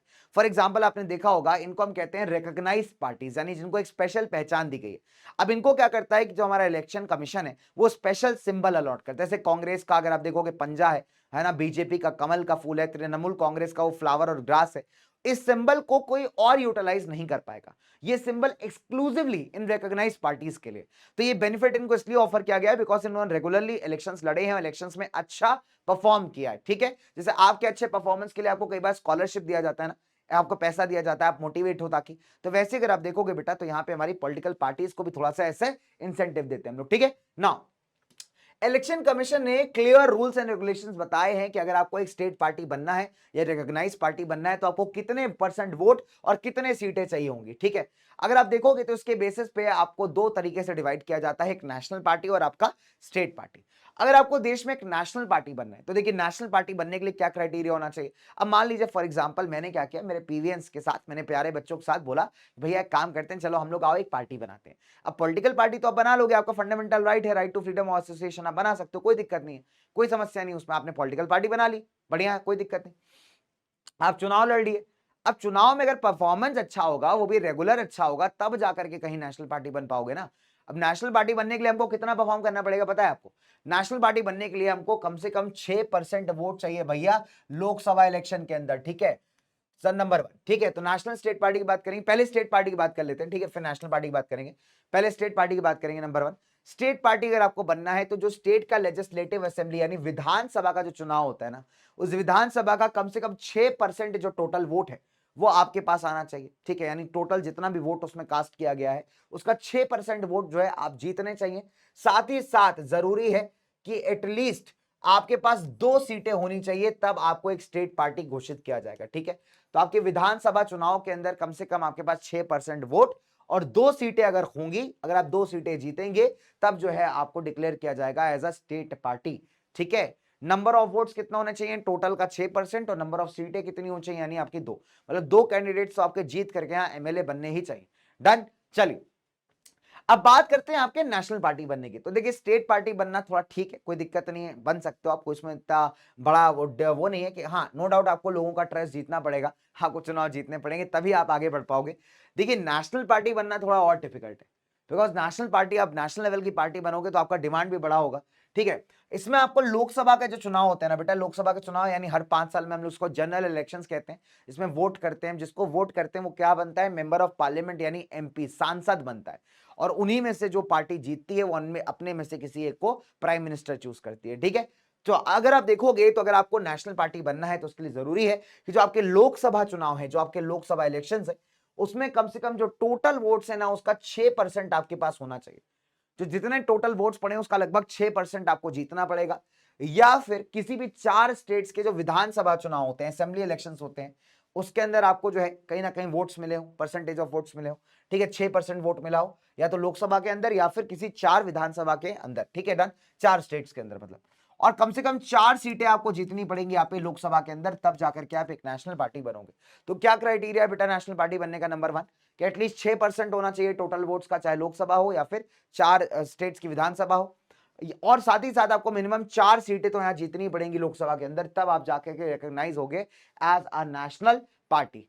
ठीक है, तो ये मेजर क्राइटेरिया है। अब ये क्वेश्चन आपका 2 नंबर में आ सकता है, 2 मार्क्स का अच्छा क्वेश्चन है कि what is the differentiate between a national party या स्टेट पार्टी, या list the conditions for becoming a national party and state party. ठीक है, तो इस तरीके का सवाल, इस तरीके का क्वेश्चन आपसे जरूर पूछेगा, तो तैयार रहिएगा बेटा इस सवाल के लिए, इस क्वेश्चन के लिए। डन है, चलो तो यहां तक बात समझ में आई। अब आपसे मैं एक सवाल करता हूं, आइए एक से क्वेश्चन करता हूं। ठीक है, अब मुझे ये बताओ कि मिनिमम कितनी सीटें चाहिए होती हैं आपको एक स्टेट पार्टी बनने के लिए, और 10 सेकंड है आपके पास, अब मुझे फटाफट से बताइए कि कितनी सीटें आपको लगता है होनी चाहिए एक स्टेट पार्टी बनने के लिए। चलो कमेंट सेक्शन ओपन है, फटाफट से बताइए कमेंट सेक्शन के अंदर। चलो सारे दोस्त बताएंगे, मेरे सारे बच्चे बताएंगे। ठीक है, डन, चलो डन कर लिया भाई, कमेंट सेक्शन में फटाफट से आंसर कर दिया, बढ़िया से आंसर कर दिया। चलिए तो अब हम लोग बात करेंगे बच्चे हमारे भारत के मेजर नेशनल पार्टीज की। ठीक है, तो स्टेट पार्टीज की डिस्कशन करेंगे, बात करेंगे, बट फिलहाल बात करेंगे हम लोग यहाँ पे मेजर नेशनल पार्टीज का। ठीक है, नंबर 1 पे आती है आपकी ऑल इंडिया तृणमूल कांग्रेस। अगर आप देखोगे तो ऑल इंडिया तृणमूल कांग्रेस का जो सिंबल है वो यहाँ पे फूल और घास है, यानी फ्लावर और ग्रास है, जो ऑल इंडिया जो आपका तृणमूल कांग्रेस है उसको रिप्रेजेंट करता है। ममता बनर्जी का आपने नाम सुना होगा, तो ममता बनर्जी इसकी एकदम लीडर है, टॉप लीडर है, और काफी इसका जबरदस्त होल्ड है। अगर खासकर वेस्ट बंगाल वाले इलाके की बात की जाए तो इसका होल्ड जो है ना बेटा वो काफी तगड़ा है यहाँ पे। ठीक है, चलिए तो अगर हम बात करेंगे इस पार्टी को लॉन्च कब किया गया था, 1 जनवरी 1998 को, under the leadership of Mamata Banerjee. दीदी बोलते हैं इनको, कई बार हम लोग बंगाल के अंदर दीदी बोला जाता है, बड़ी फेमस है वहां पे, चीफ मिनिस्टर भी है वहां की। तो 1 जनवरी 1998 में इस पार्टी को यहाँ पे लॉन्च किया गया under the leadership of Mamata Banerjee. 2016 में इस पार्टी को रिकॉग्निशन मिला as a national party. Party के सिंबल की बात करेंगे तो पार्टी का सिंबल क्या है बेटा, फ्लावर एंड ग्रास, यानी फूल और घास इसका सिंबल है। अब देखिए फॉर एग्जांपल मैं आपको बताता हूं यहाँ पे कैसे क्वेश्चन आता है, बहुत सिंपल है। आपको कई बार ये 3-4 पॉइंटर दे देगा, आपसे कहेगा आइडेंटिफाई द पॉलिटिकल पार्टी, या 1 नंबर में आपको पॉलिटिकल सिंबल दे देगा और आपको कहेगा आइडेंटिफाई द पॉलिटिकल पार्टी। ठीक है, बात समझ में आई। चलिए ये आपसे ये भी पूछ सकता है कि highlight any 3 features of Trinamool Congress, तो भी आपको 3 से 4 फीचर्स यहाँ पे बताने पड़ेंगे। डन, बात समझ में आई। तो पहली बात तो फैक्चुअल डेटा याद रखना है, उसके बाद मेजर मेजर इनके आइडियोलॉजी को आपको याद रखना है। ठीक है, चलिए अब ये किस चीज को कमिटेड है, सेक्युलरिज्म और आपके फेडरलिज्म को। देखिए सेक्युलरिज्म का मतलब होता है जब आप हर एक रिलीजन को टॉलरेट करते हो, उसको प्रॉपर रिस्पेक्ट देते हो, इज्जत देते हो, और किसी पर्टिकुलर एक रिलीजन को आप प्रमोट नहीं करते। ठीक है, दैट इज सेक्युलरिज्म। और फेडरलिज्म यानी जब आप पावर्स को डिवाइड करते हो, पावर्स को शेयर करते हो। तो ये 2 चीजें जो है इस पार्टी की मेजर आइडियोलॉजी है। अगर आप देखोगे वेस्ट बंगाल में साल 2011 से पावर में और अभी भी पावर में, उसका बढ़िया प्रेजेंस है अरुणाचल, मणिपुर और आपके त्रिपुरा के अंदर। जब जनरल इलेक्शंस हुए थे ना 2019 के, है ना, तो 2019 के अंदर आप देखोगे तो उसको 4.07% वोट्स मिले थे और करीब 22 सीटें इसने जीती थी, जो कि एक सिग्निफिकेंट नंबर है। और आप देखोगे तो ये 4th लार्जेस्ट पार्टी बन के उभरी थी लोकसभा के अंदर। ठीक है, तो इसका बेस आप कह सकते हो तृणमूल कांग्रेस का काफी अच्छा खासा है, काफी बढ़िया है। चलिए आगे आपसे बात करूं, आप तो आती है भैया बहुजन समाज पार्टी। अब देखिए बहुजन समाज पार्टी की अगर आप बात करेंगे तो ये बड़ी फेमस है मायावती जी की वजह से। अभी मायावती जी इसकी काफी बढ़िया लीडर है ना, काफी समय से मायावती जी हैं इस पे। अगर आप देखोगे बहुजन समाज पार्टी एक ऐसी पार्टी है जिसने उत्तर प्रदेश के अंदर काफी बार सरकार बनाई है, यानी बहन जी मायावती की, जिनको हम कहते हैं मायावती जी, तो कई बार उत्तर प्रदेश के सीएम भी बनी है। अगर आप देखोगे तो उस पार्टी को लॉन्च किया गया था काशीराम जी की ओनरशिप में, मतलब लीडरशिप में। डन। तो क्वेश्चन आता है कई बार 1 नंबर में कि कब इसको फॉर्म किया गया था, तो 1984 में इस पार्टी को फॉर्म किया गया था under the leadership of Kashiram. फिलहाल अभी जो इसकी लीडर है दैट इज बहन जी मायावती। नाउ ये एक ऐसी पॉलिटिकल पार्टी है बच्चों जो आपके जो डिप्रेस्ड क्लासेस, जो आपके दलित्स हैं, जो आपके ओबीसीज वगैरह हैं, इनको बहुत ज्यादा सपोर्ट करती है, और रिलीजियस माइनॉरिटीज को। तो ये उनके लिए काफी, आप कह सकते हो कि दलित्स का एकदम कह सकते हैं दलित्स का एकदम रिप्रेजेंटेटिव कितना माना जाता है इस पार्टी को, कि it seeks to represent the power for Bahujan Samaj. तो बहुजन समाज में कौन आता है? दलित आते हैं, आदिवासी आते हैं, ओबीसी आते हैं, other backward classes, religious minorities. तो इनको ये बहुजन समाज कहती है, और कहती है भैया हम इन्हीं की पार्टी है, हम इन्हीं को सपोर्ट करते हैं। अब अगर आप देखोगे तो stands for the cause of securing the interest and welfare of the Dalits. कहने का मतलब है कि जो दलित लोग हैं आपके, उनके वेलफेयर, उनका भलाई के लिए क्या क्या काम करना चाहिए, है ना, ये सारी चीजों पे फोकस करती है। ठीक है, डन। ना अगर आप देखोगे इसका मेजर बेस मैंने आपको बताया कहां है, यूपी में। और यूपी के अलावा अगर आप देखोगे तो जो आसपास के इलाके हैं, मध्य प्रदेश हो गया आपका, छत्तीसगढ़ हो गया, उत्तराखंड हो गया, दिल्ली हो गया, पंजाब हो गया, यहां पे भी आपको सफिशिएंटली काफी अच्छा आप कह सकते हैं इसका बेस मिल जाएगा। ठीक है, गवर्नमेंट अगर आप कहेंगे, आप देखेंगे बेटा, तो इसने उत्तर प्रदेश के अंदर कई बार सरकार बनाई है ना, कई बार। तो स्टार्टिंग में कई बार इसको मेजोरिटी भी मिला, लेकिन बाद में इसने कोएलिशन गठबंधन सरकार बनाई है, अलग अलग पॉलिटिकल पार्टीज का यहाँ पे मदद लेके। ठीक है, चलिए, जो अगर 2019 के इलेक्शंस की बात करें तो उसको 3.63% वोट्स मिले थे, और लोकसभा के अंदर 10 सीटें बनी थी। ठीक है, तो जो कि एक अच्छा खासा यहाँ पे नंबर है, और आप देख सकते हो 10 लोकसभा सीटें इज अ गुड नंबर आपको नेशनल पार्टी मेंटेन करने के लिए। ठीक है, तो ये हमारी बहुजन समाज पार्टी। अगर इसका सिंबल की बात करोगे तो सिंबल इज अ हाथी, यानी एलिफेंट। ठीक है, बात समझ में आई? चलिए, अब अगर मैं बात करूं, अब आते हैं भैया आज के जमाने की बड़ी फेमस पार्टी, जिसको आप कहते हैं भारतीय जनता पार्टी, यानी बीजेपी। तो भैया बीजेपी अगर आप देखोगे तो आजकल तो हर कोई इंसान जानता है बीजेपी के बारे में, इतनी पॉपुलर हो रखी है। हालांकि बीजेपी की अगर मैं बात करूं तो बीजेपी का जो हिस्ट्री है वो ट्रेस बैक करता है भारतीय जनसंघ को। भारतीय जनसंघ की शुरुआत होती है श्यामा प्रसाद मुखर्जी द्वारा, और भारतीय जनसंघ जब धीरे धीरे गिरने लगता है तो उसको 1980 में रिवाइव करके बनाई जाती है भारतीय जनता पार्टी। भारतीय जनता पार्टी में अगर मेरे पर्सनल फेवरेट नेता की मैं बात करूं तो वो है स्वर्गीय श्री अटल बिहारी वाजपेयी जी। मतलब he is still my favourite leader. मतलब मेरा, अगर मेरे को एक प्राइम मिनिस्टर चूज करना हो for the favourite of the favourites, तो शायद I will go with Shri स्वर्गीय जो हमारे प्रधानमंत्री अटल बिहारी वाजपेयी जी हैं। He was a gem of a person, wonderful poet, wonderful poet. कभी उनकी कविताएं पढ़िएगा, मोटिवेशनल कोट्स पढ़िएगा, बहुत जबरदस्त है, बहुत अमेजिंग है। ठीक है, उनकी मतलब मेरे को स्पीच कई बार याद आती है कि सत्ताएं आएंगी, सत्ताएं जाएंगी, बट ये देश चलता रहना चाहिए। तो मतलब दैट इज वेरी ब्यूटीफुल। उनका जो थॉट प्रोसेस था वो एक नेक्स्ट लेवल का था। ठीक है, हालांकि मैं ऐसा नहीं होता कि मतलब मैं पर्सनली अपनी बात करूं तो मेरा ऐसा कुछ नहीं कि कोई पर्टिकुलर पॉलिटिकल लीडर बहुत मेरे को बहुत पसंद है। बट हाँ, शायद अगर किसी कभी लाइफ में अगर कोई मुझसे सवाल पूछे कि सर एक कोई ऐसा पॉलिटिकल लीडर बता दो जिसको आप बड़ा अप्रिशिएट करते हो, उसको आप बड़ा मानते हो, तो वो यही नाम है, दैट इज स्वर्गीय Shri Atal Bihari Vajpayee ji. Because he was literally that good. पता है, मतलब वो इतने अच्छे थे, इतने बढ़िया थे। जिस जमाने में ऑपोजिशन के नेता थे तब विदेश गए थे भारत को रिप्रेजेंट करने, और वहां पे हिंदी बोल करके आए थे यार। तो अपनी लैंग्वेज को, जो उनकी लैंग्वेज, उनकी मातृभाषा, उससे बड़ा प्रेम, देश से बड़ा प्रेम, तो ये अपने आप में बड़े जबरदस्त फीचर्स हैं, है ना। और एक राष्ट्रपति जो मेरे लाइफ में हमेशा फेवरेट रहे वो है डॉक्टर एपीजे अब्दुल कलाम, और मेरे ही नहीं, इनफैक्ट बहुत सारे लोगों के फेवरेट रहे। चलिए, फिलहाल हम लोग आगे बढ़ेंगे तो बात करेंगे भारतीय जनता पार्टी की। तो भारतीय जनता पार्टी की अगर मैं बात करूं तो 1980 में भारतीय जनसंघ को रिवाइव करके पार्टी बनी है, जिसको फॉर्म किया था श्यामा प्रसाद मुखर्जी ने, भारतीय जनसंघ को बैक इन 1951। तो संघ जब आपका थोड़ा थोड़ा खत्म होने लगा तो अब देखोगे इसको रिवाइव करके दोबारा से इसमें नई जान डाल के बनाई गई भारतीय जनता पार्टी। डन।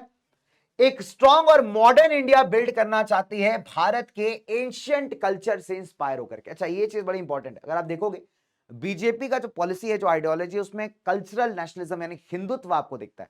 सनातन धर्म, हिंदुत्व, इसको थोड़ा ज्यादा प्रमोट करती है बीजेपी बड़ी स्टार्टिंग से, और एक मॉडर्न और स्ट्रॉन्ग भारत बनाना चाहती है इन्हीं प्रिंसिपल्स पे, भारत के एंशियंट कल्चर पे बेस्ड, और दीनदयाल उपाध्यायों के जो उपाध्याय जी हैं उनके आइडियाज पे बेस्ड, है ना। उनका आइडिया बहुत सिंपल है कि यार ह्यूमनिज्म होना चाहिए, अंत्योदय, यानी लोगों के पास खाना पीना होना चाहिए, समाज में थोड़ा इक्वालिटी होना चाहिए, और हमारा कल्चर जो है, हमारा देश का जो ओरिजिनल कल्चर है वो थोड़ा प्रमोट होना चाहिए। तो इसी आइडियोलॉजी पे अगर आप देखेंगे तो हमारी भारतीय जनता पार्टी यहाँ पे काम करती है। कल्चर नेशनलिज्म यानी हिंदुत्व इसका एक इंपॉर्टेंट एलिमेंट है। अगर आप देखोगे तो इसके कुछ और भी इंपॉर्टेंट ऑब्जेक्टिव्स थे, जैसे कंप्लीट ऑक्यूपेशन ऑफ कश्मीर, वो भी एक इंपॉर्टेंट है कि कश्मीर को पूरी तरीके से भारत का हिस्सा बनाना। ठीक है, चाहे वो पीओके वाला एरिया उसको भी लेकर के ना रिमूवल ऑफ आर्टिकल 370 वो तो ऑलरेडी कर ही चुकी है अगर आप देखोगे पावर में आने के बाद। तो ऐसे कुछ और मुद्दे हैं इसके जो मैनिफेस्टो की बात करें जो उसके आइडियोलॉजीज के अंदर आते हैं। ठीक है, अगर आप देखोगे स्टार्टिंग में बीजेपी का जो बेस था वो भारत के नॉर्थ में ज्यादा था, ठीक है, वेस्टर्न पार्ट में ज्यादा था। अभी आप देखोगे खासकर अर्बन एरियाज में, शहरों में, अभी गांव के अंदर भी इसको काफी सपोर्ट मिलने लगा है। साउथ में, ईस्ट में, नॉर्थ ईस्ट में भी काफी सपोर्ट है बीजेपी का। 2019 के चुनाव की बात करोगे तो 2019 के अंदर बीजेपी का पूर्ण बहुमत था यार। आपको जितनी सीटें चाहिए होती ना सरकार बनाने के लिए उससे बहुत ज्यादा सीटें थी बीजेपी के पास। 303 सीटों के साथ 2019 का लोकसभा इलेक्शन जीता है, एक सबसे लार्जेस्ट पार्टी बनकर के उभरी है भाई आपके चुनाव के अंदर। तो ये एक बड़ा अचीवमेंट है यार भारतीय जनता पार्टी के लिए। तो भारतीय जनता पार्टी फिलहाल आपकी मेजर पार्टी है जो आपका अलायंस भारत को रूल कर रहा है, एनडीए अलायंस जिसको आप कहते हैं, नेशनल डेमोक्रेटिक अलायंस जिसको आप कहते हैं, जो इंडिया को रूल कर रहा है, उसकी एक मेजर और इंपॉर्टेंट पार्टी है आपकी भारतीय जनता पार्टी। डन बच्चों, चलिए अब अगली पार्टी पे अगर मैं बात करूं तो ये है आपकी कम्युनिस्ट पार्टी। कम्युनिस्ट पार्टी का अगर आप देखेंगे तो उसका सिंबल जो है पीछे अनाज है, धान है और यहाँ पे खसिया है, इसको सिकल कहते हैं। तो that is the communist party of India. तो डेफिनेट सी बात है सोशलिज्म, समाजवाद की फिलॉसफी पे ज्यादा काम करती है। ठीक है, समाजवाद जो है ना क्या होता है, एक बेसिक सा आइडियोलॉजी, एक विचारधारा है जिसका मानना है कि समाज के अंदर, सोसाइटी के अंदर सोशल मतलब जो मैक्सिमम चीजें हैं ना वो सरकार को प्रोवाइड करनी चाहिए लोगों को उनके नीड के हिसाब से। और ये प्राइवेट बिजनेसेस के काफी अगेंस्ट होता है। समाजवाद, सोशलिज्म प्राइवेट बिजनेस के बड़ा अगेंस्ट है। इनको लगता है प्राइवेट कंपनीज, प्राइवेट बिजनेस लोगों का खून चूसती हैं, वर्कर्स मेहनत करते हैं और प्रॉफिट होता है किसको, वहां के मालिक को। तो ये थोड़ा सा सरकार को ये सब चीजें देखनी चाहिए, इसके फेवर में ज्यादा है। आइए हम बात करेंगे फिलहाल कम्युनिस्ट पार्टी ऑफ इंडिया की। कम्युनिस्ट पार्टी ऑफ इंडिया को कब फॉर्म किया गया था? साल 1925 के अंदर। किसमें बिलीव करती है? मार्क्सवादी अप्रोच में, लेनिनिज्म में, सेक्युलरिज्म यानी सबकी रिलीजन की रिस्पेक्ट करिए, और डेमोक्रेसी। ठीक है, मार्क्सिज्म या आपको वही बताता है जो भी मैंने आपको डिस्कस किया, समाजवाद की फिलॉसफीज। हाँ, मार्क्सिज्म हालांकि थोड़ा सा और स्ट्रॉन्ग अप्रोच है। वो कहता है कि यार डेफिनेट सी बात है जितना काम करता है कोई समाज के अंदर वो हमारे वर्कर्स हैं, कर्मचारी हैं और इनको बेनिफिट्स मिलना चाहिए। तो ये फैक्ट्री ओनर्स, मार्क्स जो कार्ल मार्क्स थे, फैक्ट्री ओनर्स के बड़े अगेंस्ट थे। ये कहते थे फैक्ट्री ओनर्स पर सारा प्रॉफिट खा जाता है लेकिन असली काम कौन करता है? वहां का वर्कर करता है। तो वर्कर के हाथ में पावर होना चाहिए। तो इनके आइडियोलॉजीज कुछ ऐसे हैं। नाउ सेशनिज्म और कम्युनलिज्म की फोर्सेस को बिल्कुल अपोज करता है, यानी धर्म के नाम पे लड़ाई नहीं होना चाहिए, बंटवारा नहीं होना चाहिए, इसके बिल्कुल खिलाफ है। ठीक है, पार्लियामेंट्री डेमोक्रेसी सबसे बढ़िया तरीका है किसी भी चीज की प्रॉब्लम को सॉल्व करने के लिए। और अगर आप देखोगे साथ ही साथ वर्किंग क्लास, फार्मर्स और गरीबों के इंटरेस्ट को यहाँ पे प्रेजेंट करने के लिए, सॉल्व करने के लिए पार्लियामेंट्री जो डेमोक्रेसी है, लोकतंत्र है, वो सबसे बढ़िया तरीका है, सबसे बेस्ट तरीका है। चलिए अच्छा, अगर मैं बात करूं इसके प्रेजेंस की तो केरला के अंदर, वेस्ट बंगाल के अंदर, पंजाब के अंदर, आंध्र प्रदेश, तमिलनाडु के अंदर जो है इसका अच्छा खासा प्रेजेंस आपको मिल जाएगा, बढ़िया प्रेजेंस आपको मिल जाएगा। अगर आप वोट्स की बात करेंगे तो 2019 लोकसभा इलेक्शंस में हालांकि इसकी परफॉर्मेंस बहुत अच्छी नहीं थी। इसको मात्र 1% से भी कम वोट मिला है और सिर्फ 2 सीटें यहां पे मिली थी लोकसभा के अंदर, जो कि अगेन काफी कम है। ठीक है, डन। चलिए अब अगर कोई पार्टी मान लीजिए कि रेगुलरली खराब परफॉर्म कर रही है ना, तो कहीं ना कहीं फिर इलेक्शन कमीशन पे विचार करेगी कि इसका नेशनल पार्टी स्टेटस रहना चाहिए या नहीं रहना चाहिए। ठीक है, बड़ा इंपॉर्टेंट पॉइंट है। चल तो दोस्तों आगे बात करते हैं आपसे। अब आती है communist party of India, Marxist. तो ये हमने देखिए बहुत सिंपल सी बात है, पहले सीपीआई पढ़ा, अब सीपीआई से निकल करके एक और पार्टी बनी, इसको आप सीपीआईएम कहते हैं। ठीक है, तो सीपीआईएम की अगर मैं आपसे बात करूं, ध्यान दीजिएगा सारे बच्चों, देखो डिस्ट्रैक्ट नहीं होना है बिल्कुल भी। अगर आपको लगे थोड़ा सा भी इस रिकॉर्डेड वीडियो में कि सर हमने थोड़ा ज्यादा पढ़ लिया, तो वहां पे पॉज कर लेना। ठीक है, वहां पे हम लोग पॉज कर लेंगे, कोई दिक्कत नहीं है। अब फॉर एग्जाम्पल चलिए हम लोग पॉज करते हैं, बच्चों को दिमाग को थोड़ा आराम देते हैं। कई बार बहुत सारा फैक्ट आप जब पढ़ते हो ना तो यार दिमाग का दही हो जाता है। फैक्ट है नई चीज, होता है कि नहीं चीज। चलिए तो एक बड़ा मजेदार तरीका बताऊं आपको, एक बड़ा मजेदार किस्सा सुनाता हूं आपको। कि क्या हुआ था कि एक बार ना, मतलब हम लोग क्या करते थे 9-10 की बताऊं आपको, तो 9-10 के अंदर ना सोशल स्टडीज अपन ग्रुप स्टडी करते थे। मेरा एक फ्रेंड था तो हम लोग उसके घर पे जाते थे, मस्त वहां पे खाना पीना बनाते थे, वहीं बैठ के पढ़ते थे। तो यानी काफी टाइम हम लोग खेला खेला वेला भी करते थे, हम लोग मस्त खेलते थे वहां पे। ठीक है, मस्त मजे करते थे। और कई सारे दोस्त थे, 3-4 दोस्त आते थे, 5 दोस्त आते थे। एक बार पता क्या हुआ कि हम लोग, अच्छा उसके पास ना एक डॉगी था, बड़ा मस्त डॉगी था, बड़ा मस्त कहानी। डालमेशन, डालमेशन होता है ना, इसके ऊपर स्पॉट्स होते हैं व्हाइट ब्लैक कलर के, तो डालमेशन कुत्ता था उस दोस्त के पास। अच्छा अब क्या है, उसका नाम हमने रखा था बाबा बूजो। अब ये आदमी कितना पागल है तुम सोच के देखो। एक बार क्या, हमारा हमारा वो था, क्लास टेस्ट था। तो ये आदमी क्या करता था पता है, ऐसे रिफ्रेशर रख लेता था, मतलब बुक रख ली या एनसीईआरटी रख ली, और उस कुत्ते से कहता था कि चल भाई तू पंजा मार इस पे, तो जिस पे पंजा मारेगा मैं वही टॉपिक पढ़ के जाऊंगा। एक बार गलती से क्या हुआ, प्रोबेबिलिटी तो लगी जाती है, तो उस कुत्ते ने ना एक पेज पे पंजा मारा और ये आदमी पढ़ के चला गया, उससे क्वेश्चन आ गया। अब जब क्वेश्चन आ गया भाई, उसके बाद तो इंसान पागल, कहता अरे बाबा बूजो की जय हो, बाबा बूजो जिंदाबाद। बाबा बूजो ने क्वेश्चन बता दिया, भैया पागल, मैं से कह रहा हूं भाई पढ़ ले। प्रोबेबिलिटी थी, तुक्का लग गया, गलती से कुत्ते ने पंजा रख दिया, कोई अरे कुत्ता नहीं बाबा बूजो है भाई, बाबा बूजो है भाई। तो हमने कहा कोई दिक्कत नहीं। अब ये आदमी जो था एक और काम किया इसने, तुम्हारे प्री बोर्ड से पहले टेस्ट होने वाले थे, अब ये इंसान गया, ये उस टाइम एक बड़ी जबरदस्त रिफ्रेशर आई थी 2020 करके, बड़ी जबरदस्त रिफ्रेशर थी, ठीक है। तो 2020 करके रिफ्रेशर आई थी, तो ये भाई साहब गए, हम लोग गए बढ़िया स्टेशनरी वाली दुकान में, बड़ा मजा आता है स्टेशनरी खरीदने में, ठीक है, यानी किताब वाली बुक डिपो होता है ना, वहां गए। और ये आदमी को ना कवर अच्छा लगा उसका, उसने देखा भी नहीं अंदर कंटेंट क्या है, भाई को कवर अच्छा लग रहा था, इस वजह से इस आदमी ने किताब खरीद ली। अब ये आदमी आया और कवर ही देखता रहा पूरे रात, शाम भर कवर देखा, अगले दिन पेपर था, अगले दिन गया पेपर में फेल, 20 नंबर के टेस्ट में भाई के 2 नंबर आए थे। फिर वापस आया, कहता यार कवर नहीं देखना चाहिए था। मैंने कहा सही है, बाबा जाके कह रहे कवर नहीं देखना चाहिए था, कवर अगर देखने की वजह थोड़ा पढ़ लेता तो पास हो जाता। तुझे अब अकल आई है भाई। तो ऐसे ऐसे नमूने आपको मिलेंगे लाइफ में, है ना। मतलब हालांकि ठीक है, लड़का पास हो गया, बढ़िया पढ़ लिया था, तो बहुत फिक्स था कि हम लोग बैठ के क्या सब बढ़िया क्या करते थे, हम लोग ग्रुप स्टडी करते थे, ठीक है, डन। तो फिर कई बार हम लोग ऐसे याद करके एक दूसरे से क्रॉस क्वेश्चन कर लेते थे, पूछ लेते थे, तो इससे क्या है ना कि अपना थोड़ा प्रिपेयर हो जाता था। अच्छा मेरा फिक्स था कि यार मैं इस बंदे को पढ़ा दिया करता था, तो मेरा फिक्स था मैं इसको समझा देता था कि भाई ये देख ऐसा होता है, ऐसा होता है, ऐसा होता है। तो मेरी एसएसटी ना इसको पढ़ा पढ़ा के बढ़िया हो गई। तो जब आपको भी एक तरीका बताता हूँ कि आपको अगर लगे कि यार ये टॉपिक समझ नहीं आ रहा है ना, तुम कुछ मत करो, एक आदमी को पकड़ो, पकड़ के उसको ना चिपका दो। अब छोटे भाई बहन को तुम विक्टिम बना सकते हो, है ना, बेचारे पढ़ाई लिखाई कर रहे हो, उसको सुनाने के लिए पकड़ लो तुम, चॉकलेट का लालच दे सकते हो, चल भाई सुन ले बहन, एक चॉकलेट दूंगा तेरे को, बेचारी बहन सुन रही है तुम्हारी बकवास, तो लेकिन इस बकवास को सुनाने से ज्यादा मत पकाना, नहीं तो काट पोट के नोच नाच के भाग जाएगी तुमको, है ना। हाँ भाई, बच्चे जब छोटे होते हैं ना, उनका फेवरेट हथियार होता है तो तुमको चुटकी काटेंगे या तुम्हें काट लेंगे, तुम्हें नोच लेंगे। तो take your own risk, simple सी बात है ना। चलो, तो फिलहाल मैं अगर आपसे बात करूं तो हम लोग कहां थे यार, हम लोग थे कम्युनिस्ट पार्टी ऑफ इंडिया पे ना, मार्क्सिस्ट वाले पे, ठीक है। चल, तो अगर इसकी बात करूं तो भैया इसका फॉर्मेशन हुआ है 1964 यानी 1964 में। ये सेम चीज में बिलीव करती है यार, मार्क्सिज्म लेनिनिज्म। एक तो मुझे समझ नहीं आता, जब तुम लोग की आइडियोलॉजी सेम है यार, तो 50 पार्टी बनाने का क्या जरूरत है, और पार्टी बनाया है तो कुछ तो डिफरेंट करो। ये वही वाली बात हो गई, सामने वाले आदमी से बैठ के छाप लिया तुमने, ये देखो छापा हुआ एकदम एग्जैक्ट आइडियोलॉजी तक छाप रखी है। जब आइडियोलॉजी सेम थी तो अलग क्यों हुए, और अलग होना था तो आइडियोलॉजी बदल लेते भैया। नहीं, दोनों ही नहीं करना है, कट कॉपी पेस्ट क्यों मेहनत करें, क्यों मेहनत करें भाई। ठीक है, तो किसको सपोर्ट करती है, सोशलिज्म को सपोर्ट करती है, समाजवाद को, सेक्युलरिज्म, भाई सारे धर्मों का रिस्पेक्ट करिए, और आपके डेमोक्रेसी को। तो ये 3 मेजर चीजें हैं जिसको ये पार्टी सपोर्ट करती है, ठीक है। नाउ इंपीरियलिज्म, कम्युनलिज्म यानी धर्म के नाम पे लड़ाई झगड़ा करना, किसी और कंट्री को कैप्चर करना, इन सारी चीजों का बिल्कुल ये खिलाफ है। अच्छा, इनका मानना क्या है कि डेमोक्रेटिक तरीके से कराए गए इलेक्शंस एक बहुत बढ़िया और हेल्पफुल तरीका है लोगों की समस्याओं को सॉल्व करने का, जो कि सबको पता है। वेस्ट बंगाल के अंदर, केरला, त्रिपुरा के अंदर इसका अच्छा बेस है। अगर आप देखोगे तो पार्टी जो है वेस्ट बंगाल में काफी समय तक पावर में थी विदाउट अ ब्रेक फॉर 34 साल, यानी 34 साल तक जो है सीपीआईएम आप देखोगे वेस्ट बंगाल के अंदर थी। तो अभी तो ममता बनर्जी की पार्टी है। 2019 लोकसभा इलेक्शंस की अगर आप बात करोगे तो 2019 लोकसभा इलेक्शंस में करीब 1.75% इसको वोट्स मिले थे, और करीब करीब 3 सीटें जो है इस पार्टी ने यहां पे जीती थी, ठीक है। बात समझ में आई। चलो, अब मैं आपको 20 सेकंड का टाइम दूंगा, इस 20 सेकंड के अंदर सारे बच्चे यहां पे पढ़ लेंगे जल्दी से, जो जो लिखा हुआ है मैंने, सारे बच्चे आप 20 सेकंड के अंदर पढ़ेंगे। कम ऑन, फटाफट से पढ़िए बच्चों, जल्दी से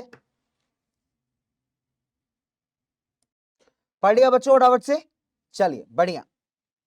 तो हमने क्या देखा अभी तक यहाँ पे कि भाई सीपीआईएम को 1964 में यहां पे फॉर्म किया गया था, और वेस्ट बंगाल के अंदर ये बड़ी इंपॉर्टेंट और जबरदस्त वाली पार्टी थी, ठीक है। तो 2019 के लोकसभा इलेक्शंस में हालांकि इसको सीटें बहुत ज्यादा नहीं मिली, मात्र 3 सीटें और 1.75% के ही वोट्स मिले थे, ठीक है, डन। यहां तक बात क्लियर हुई, आगे बढ़ाई करें। चलो, तो अभी क्या है बच्चों, बहुत सिंपल सी बात है। मेरा प्रेजेंटर कहां गया, प्रेजेंटर में ले आता हूं फटाफट से, है ना, नहीं तो मजा नहीं आएगा जीवन में। चलिए, तो प्रेजेंटर भैया कहां गया, प्रेजेंटर भैया आ गए मेरे पास, ठीक है। चलो, तो अब आती है भाई साहब इंडियन नेशनल कांग्रेस। देखिए, इंडियन नेशनल कांग्रेस को हम सब जानते हैं यार कि 1885 1885 में इसका फॉर्मेशन हुआ था, 28 दिसंबर को, गोकुल दास तेजपाल संस्कृत कॉलेज, जो कि बॉम्बे में पड़ता है, मुंबई में पड़ता है, ठीक है, डन। बात समझ में आई। अच्छा, और इंपॉर्टेंट बात क्या है बेटा यहाँ पे कि गोकुलदास तेजपाल संस्कृत कॉलेज में जो सबसे पहला सेशन रखा गया, वहां करीब 72 डेलीगेट्स थे, 72 रिप्रेजेंटेटिव थे, उसका पार्ट थे। और फाउंडिंग मेंबर्स की बात करें तो एओयू में जो एक ब्रिटिश सिविल सर्वेंट थे, बड़े इंपॉर्टेंट माने जाते हैं, इनके अलावा भी काफी सारे लोग थे। और इसके आप देखेंगे जो पहले प्रेसिडेंट थे सेशन के, वो था डब्ल्यू.सी. बैनर्जी। तो हालांकि अगर आप देखेंगे तो कांग्रेस बड़े लंबे समय तक भारत में पावर में रही है, भारत के स्वतंत्रता संग्राम में एक इंपॉर्टेंट पॉलिटिकल पार्टी रही है। हालांकि आजकल आप देखोगे तो कांग्रेस का थोड़ा जोर कम हो गया है, ठीक है ना।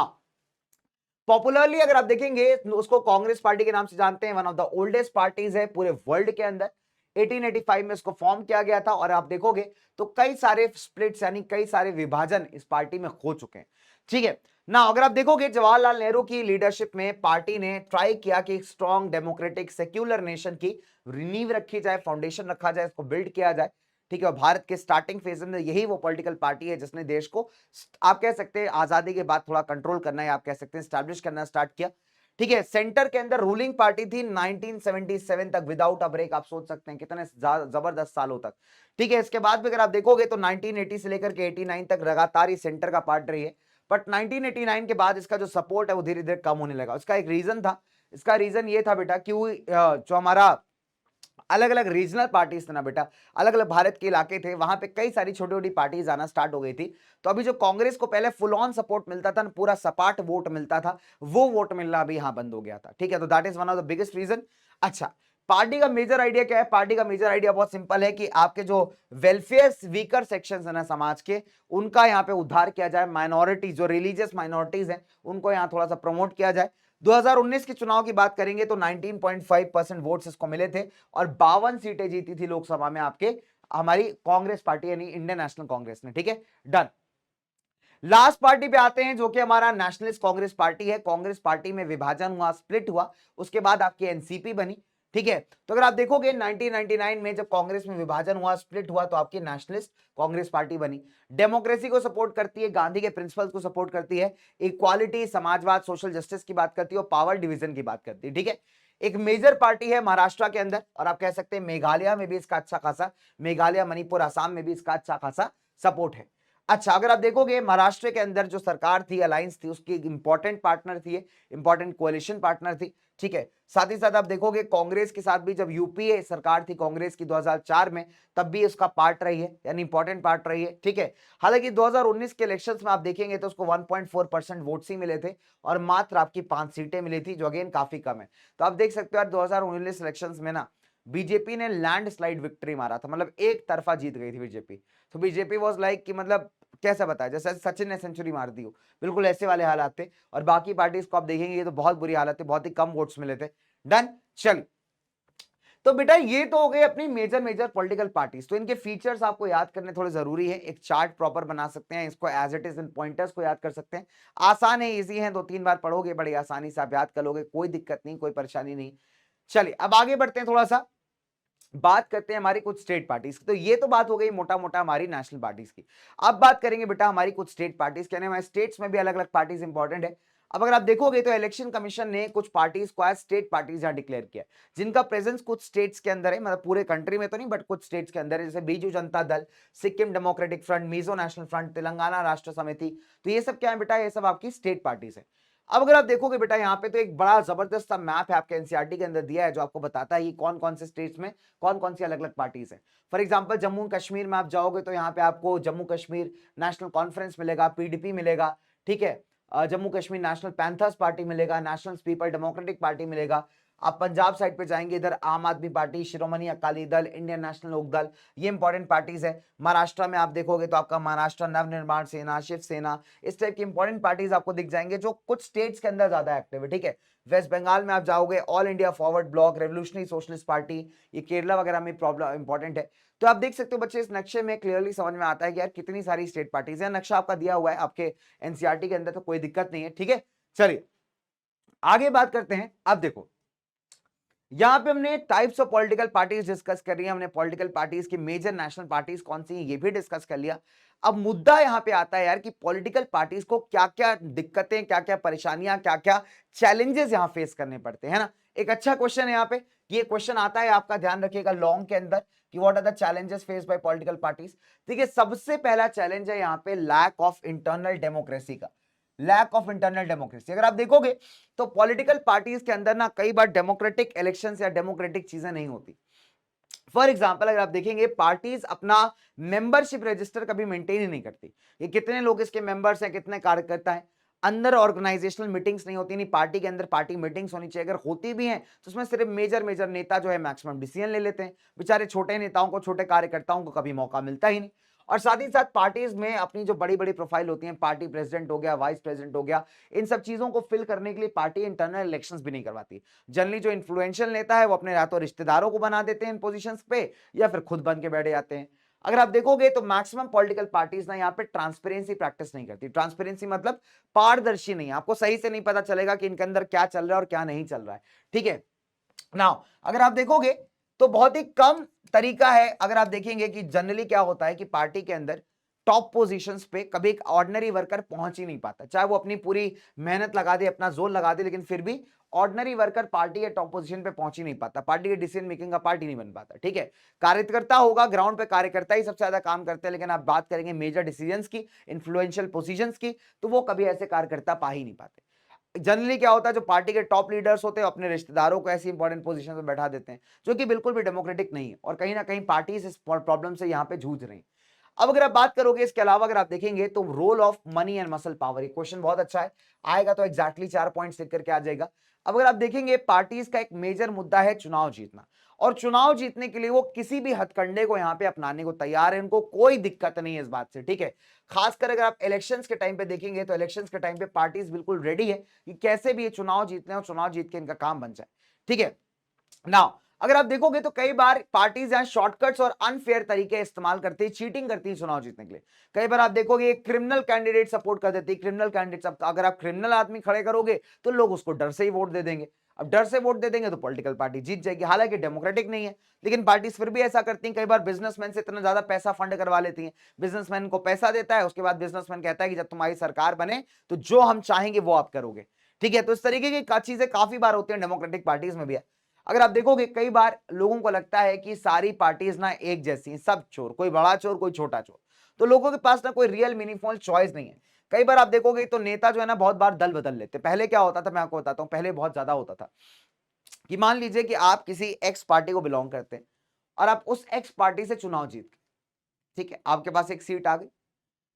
अब आपने देखा कि ज्यादा वोट चुनाव में वाई पार्टी को मिले, और वाई पार्टी के पास ज्यादा चांस है कि वो सरकार बनाएगी, तो अब तो आप सीट जीत करके भी कुछ खास कर नहीं पाओगे ना, आपके पास पावर ही नहीं होगी, कोई मंत्रालय ही नहीं होगा, तो आप क्या करोगे। तो ऐसे में क्या करता था नेता, इतना चालाक होता था कि नेता क्या करता था, तुरंत भाग के वाई पार्टी में चला जाता था, एक्स पार्टी को छोड़ करके वाई पार्टी में चला गया। क्यों, वाई पार्टी का चांस ज्यादा है, सरकार बनेगी, सरकार बनेगी तो हमको भी सीट मिलेगा, हमको भी मंत्रालय मिलेगा, इस लालच में एक्स छोड़ के वाई चला गया। अब तुम ये सोचो कि जिस वोटर ने इतने ईमान धर्म से उस आदमी को वोट दिया, उसको कितना हर्ट होगा, उसको तो लगेगा यार इस इंसान का कोई ईमानदारी ही नहीं है, ये आज इधर है कल उधर है, दल बदलू आदमी है। तो अब ऐसे इंसान को कौन वोट करना चाहेगा, नहीं करना चाहेगा। तो वोटर का भी जो एक तरीके से उसको लगेगा यार मेरा वोट तो वेस्ट कर दिया मैंने। तो यहाँ पे इसको हम कहते हैं डिफेक्शन, जब आप एक जगह पार्टी जीत करके, चुनाव जीत करके एक पार्टी से दूसरी पार्टी में बदलते, उसको हम कहते हैं डिफेक्शन। तो संविधान में थोड़े चेंजेस लाए गए हैं इसके लिए, और एंटी डिफेक्शन लॉ आया है जो क्लियरली कहता है यार कि अभी जो है, अगर आपने मान लीजिए चुनाव आप जीत गए, आप है ना यहाँ पे सीट जीत गए, और सीट जीतने के बाद अगर किसी और पॉलिटिकल पार्टी में जाने का, स्विच करने का सोचते हो, तो आपकी सीट यहाँ पे चली जाएगी। पहले ऐसा नहीं होता था, लेकिन अभी क्लियर, और सबको अपनी सीट प्यारी है, तो इससे क्या होगा, थोड़ा ये दल बदलू बना जो है यहाँ पे कम हो सकता है। ठीक है, नाउ डन। तो कई बार क्या होता है कि आप देखोगे जो सेम सेट ऑफ लीडर्स हैं वो एक जगह से दूसरे के शिफ्ट होते रहते हैं, इसको आप डिफेक्शन कहते हो, और इसी को रोकने के लिए लाया गया अपना एंटी डिफेक्शन लॉ। अब यहाँ पे क्वेश्चन आएगा कई बार 3 नंबर में कि how can parties B reformed, question आया भी है सैंपल पेपर के अंदर, अच्छा सवाल है, 2 नंबर में क्वेश्चन पूछा, तो 2 या 3 नंबर में पूछेगा आपसे कि पार्टीज को आप यहाँ रिफॉर्म कैसे कर सकते हैं, चेंज कैसे कर सकते हैं। ठीक है, नंबर 1 पहला है कि कॉन्स्टिट्यूशन को यहाँ पे कुछ जगह कुछ चीजों, कुछ स्टेप्स लिए गए थे यहाँ पे पार्टीज को रिफॉर्म करने के लिए। पहला था कि कॉन्स्टिट्यूशन में यहाँ बदलाव किया गया, अमेंडमेंट किया गया, चेंज किया गया, जिससे कि यहाँ पे एमएलए और एमपीज को रोका जा सके अपना दल बदलने से। इसको आप कह सकते हैं एंटी डिफेक्शन लॉ।